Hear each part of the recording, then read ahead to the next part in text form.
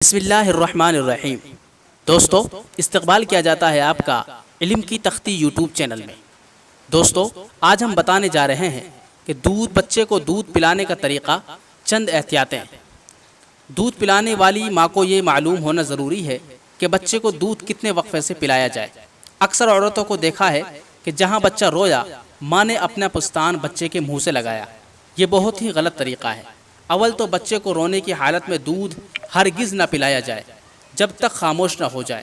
روتے ہوئے بچے کو دودھ پلانے میں اس بات کا اندیشہ رہتا ہے کہ کہیں دودھ بجائے پیٹ کی نالی کے کہیں سانس کی نالی میں نہ چلا جائے اور ناک میں چڑھا جائے، جس میں بچے کو تکلیف ہو جائے۔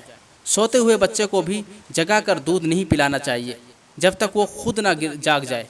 پہلے مہینے میں بچے کو دودھ دن میں ہر دو ڈھائی گھنٹے بعد اور رات میں 4 گھنٹے بعد پلانا چاہیے، اور یہ وقفہ دھیرے دھیرے بڑھا کر تیسرے مہینے سے دن میں 4 گھنٹے بعد اور رات میں 6 گھنٹے بعد کر دینا چاہیے۔ دودھ پلانے کے زمانے میں زچہ کو کچھ باتوں کا دھیان رکھنا بہت ضروری ہے۔ اگر دودھ کی کمی محسوس ہو تو غذا میں ایسی چیزوں کا اضافہ کر لینا چاہیے جن سے دودھ زیادہ پیدا ہو۔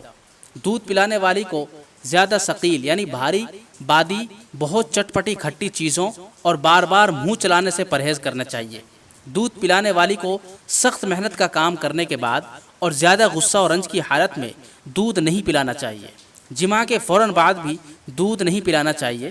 ان حالتوں میں دودھ خراب ہوتا ہے۔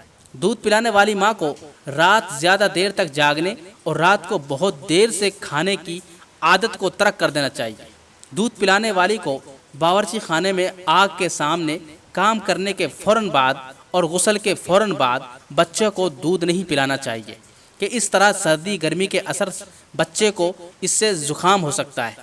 دودھ پلانے کے زمانے میں بالکلیہ مجامت سے بچنا بہتر ہے، اور اگر ممکن نہ ہو تو زیادہ سے زیادہ مہینے میں 1 یا 2 بار جلد مجامت کرنے سے ایک طرف دودھ خراب ہو جاتا ہے، اور اگر حمل قرار پا گیا تو پھر بچہ کو دودھ چھڑانا ضروری ہو جاتا ہے۔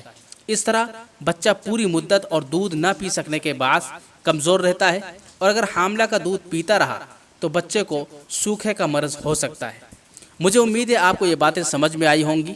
ان باتوں کا خاص طور سے خیال رکھیں، خاص طور سے وہ عورتیں جن کے بچہ ہوتے ہیں، وہ اپنے بچے کو ان طریقوں کو اپناتے ہوئے اپنے بچے کو دودھ پلائیں۔